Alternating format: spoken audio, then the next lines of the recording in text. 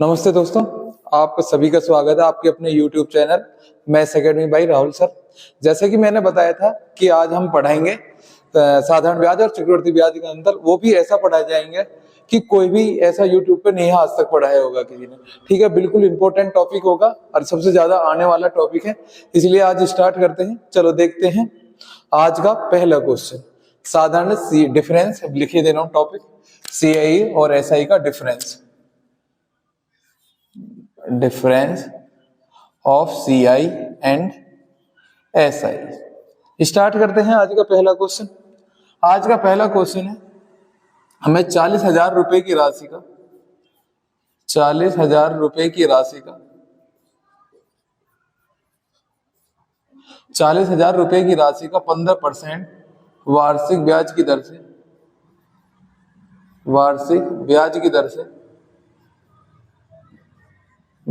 दर से 2 वर्ष का साधारण ब्याज और चक्रवर्ती ब्याज का अंतर, साधारण ब्याज और चक्रवर्ती ब्याज का अंतर, चक्रवर्ती ब्याज का अंतर ज्ञात करें, देखो बिल्कुल आसान तरीके से कराऊंगा, बिल्कुल इससे कोई आसान तरीका नहीं होगा। पहले करना है कि हमें 15% की फ्रैक्शन वैल्यू लिखनी है, तो 15% की फ्रैक्शन वैल्यू कितनी होती है, 3/20। अब हमें निकालना क्या है, डिफरेंस निकालना है, तो यहाँ लिखेंगे डिफरेंस बराबर प्रिंसिपल है कितना, हमारा प्रिंसिपल है हमारा 40,000 रुपए।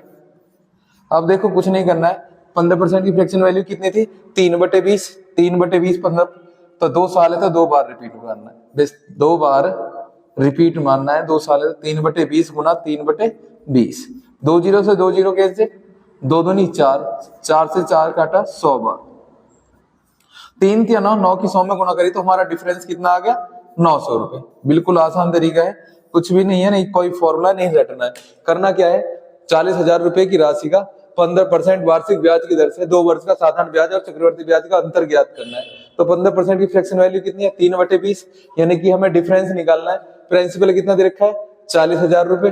15% की फ्रैक्शन वैल्यू कितनी थी, 3/20, 2 साल है तो 2 बार रिपीट कर देना है, तो 3/20 गुना 3/20, 2 जीरो से 2 जीरो कैंसिल, 3 या 9, 9 की 100 में गुना करी तो कितना आ गया, 900 रुपए। चलो एक क्वेश्चन और देख लेते हैं, इसी में मैं डिजिट चेंज कर देता हूं, तुम्हारा क्लियर हो जाएगा बिल्कुल। यहां पे मैं कर देता हूं डिजिट चेंज, थोड़ा सा देखो, मैं यहां लिख देता हूं 64,000 रुपए की, यानी कि मैं लिख देता हूं 32,000 रुपए की राशि का 12.5% वार्षिक ब्याज की दर से निकाल लेते हैं 2 वर्ष का साधारण ब्याज और चक्रवर्ती ब्याज का अंतर। ठीक है, तो देख लेते हैं 12.5% की फ्रैक्शन वैल्यू कितनी होती है, 1/8। कितनी होती है, 1/8। डिफरेंस निकालना है हमें, तो डिफरेंस प्रिंसिपल कितना है हमारा, 32,000 रुपए, 32,000 रुपए। फ्रैक्शन वैल्यू कितनी है, 1/8, 2 साल है तो 2 बार रिपीट मारना है। 8 से 32,000 काटा कितनी बार जाएगा, 8 से काटा 8 चौक 32, 4,000 रुपए, और 8 से काटा 8 बजने 40, तो कितना आ गया, 5,000 रुपए। तो हमारा 500 रुपए, तो हमारा डिफरेंस कितना हो गया, डिफरेंस बराबर 500 रुपए। देख लो एक बार और देख लो कि हमें 12.5% की फ्रैक्शन वैल्यू 1/2, प्रिंसिपल कितना दे रखा है, 32,000 रुपए, फ्रैक्शन वैल्यू 1/8, 2 साल है तो 2 बार रिपीट मारना है, तो 1/8 गुना 1/8, 8 से 32,000 काटा 4,000, और 8 से 4,000 काटा 500, तो डिफरेंस हमारा कितना आ गया, 500 रुपए। बिल्कुल आसान तरीका है। चलो देखते हैं इसका सेकंड क्वेश्चन, इसका सेकंड क्वेश्चन देखते हैं। सेकंड क्वेश्चन, अब क्या मैं प्रिंसिपल निकालना है डिफरेंस देकर, तो देखते हैं, निकालते हैं किसी राशि का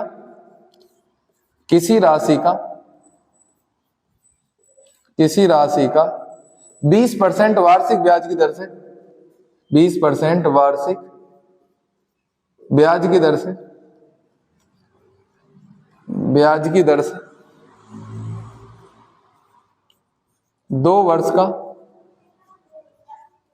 2 वर्ष का CI और SI का अंतर 1,800 रुपए है, 1,800 रुपए है। तो वह राशि ज्ञात करें, तो वह राशि ज्ञात करें।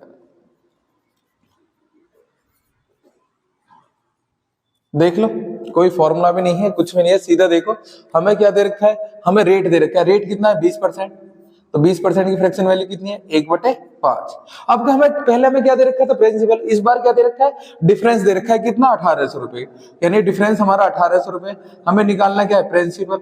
अब हमें फ्रैक्शन 2 साल है तो 2 बार रिपीट मार देंगे, 1/5 गुना 1/5। तो प्रिंसिपल निकालना है, अपोजिट में वैल्यू चली जाएगी 1800 गुना 5 गुना 5, 25 की 18 की 100 की 5 में गुना करी 9000, और 9000 की 5 में गुना करी तो प्रिंसिपल कितना आ गया 45,000 रुपए।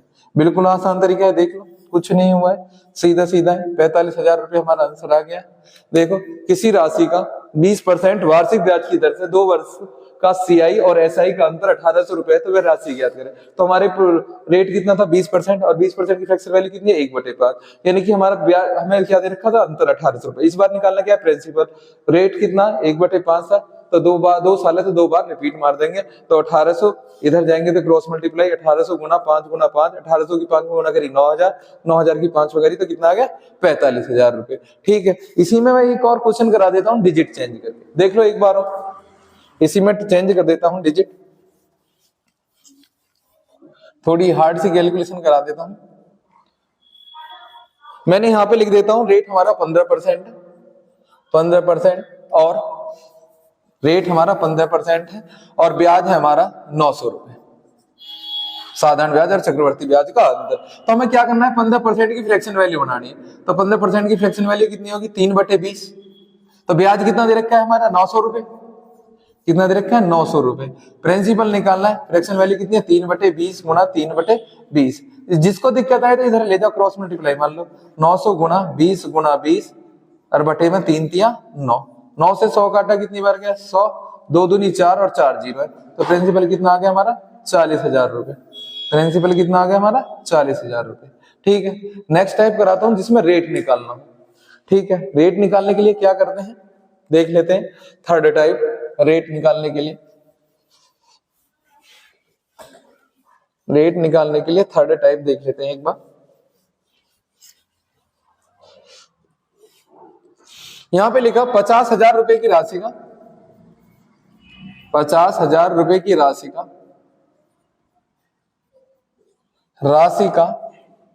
2 वर्ष का 2 वर्ष के साधारण ब्याज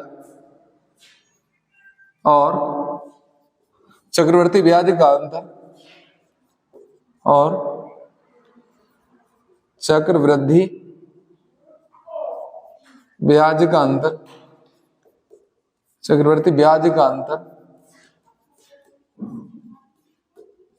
500 रुपए है, 500 रुपए है। तो ब्याज की दर ज्ञात करें, तो ब्याज की दर ज्ञात करें, ब्याज की दर ज्ञात करें। देखो अब करते कैसे, देखो बिल्कुल आसान क्वेश्चन है। हमें क्या निकालना है रेट निकालना है, तो रेट में R% लिख देता हूं, तो R% की फ्रैक्शन वैल्यू कितनी होती है R/100। क्लियर सी बात है, हमें अंतर दे रखा है कितना है 500 रुपए, प्रिंसिपल कितना है 50,000 रुपए, 2 साल है तो 2 बार रिपीट मारना है, R/100 गुना R/100, तो 2 जीरो से 2 जीरो कैंसिल, 2 जीरो से 2 जीरो कैंसिल, बचा कितना R² बराबर 500/100, 5 से ही काट दिया कितनी बार गया 100, तो R बराबर कितना आ गया 10%, तो रेट आ गया हमारे निकल के कितना 10%। बिल्कुल आसान तरीका है, कुछ भी नहीं। वैसे एक बार और देख लो रेट कैसे निकालना है। हमें प्रिंसिपल दे रखा है, हमें क्या दे रखा है अंतर दे रखा है, मैंने लिखा अंतर, यहाँ पे लिखा प्रिंसिपल, R% मान लिया मैंने रेट है, तो R/100, 2 साल है तो 2 बार रिपीट मार दिया, 2 जीरो से 2 जीरो, 2 जीरो से 2 जीरो, 5 से मैंने 500 को काटा कितनी बार गया 100, स्क्वायर है किसका स्क्वायर है 10 का, तो रेट हमारा कितना आ गया 10%। ठीक है, अब मैं कराता हूँ 3 वर्ष का, देख लो एक क्वेश्चन एक टाइप में 3 वर्ष का और ले लेता हूँ, जिससे तुम्हारा बिल्कुल आसानी से क्लियर हो जाएगा।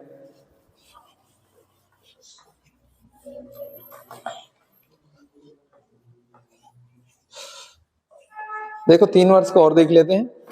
क्या करते हैं, यहां पे लिखता हूं मैं 40,000 रुपए की राशि का, 40,000 रुपए की राशि का, 40,000 रुपए की राशि का 10% वार्षिक ब्याज की दर से 10% वार्षिक ब्याज की दर से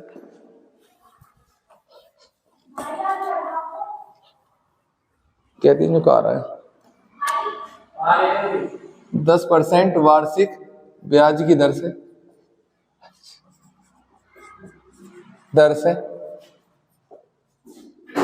3 वर्ष का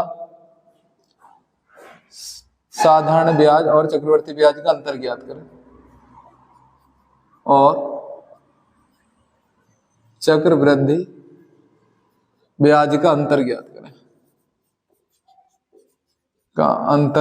करें डिफरेंस निकालना है तो डिफरेंस निकालने के लिए क्या करेंगे कि हमें प्रिंसिपल कितना दे रखा है 40,000।